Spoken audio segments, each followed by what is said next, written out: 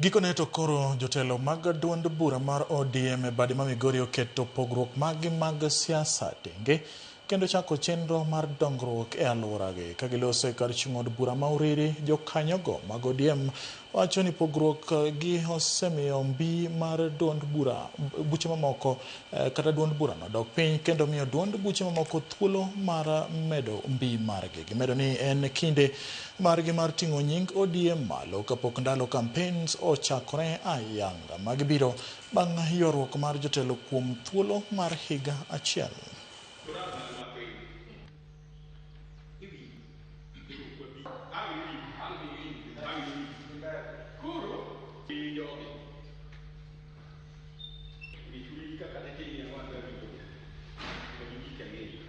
And generally, we were here to harmonize our differences and to ensure that we move on as a team.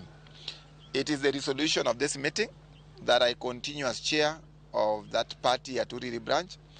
And we have also agreed that we will be moving on to ensure that all the areas that have disputes, we ensure it's resolved within the shortest time possible.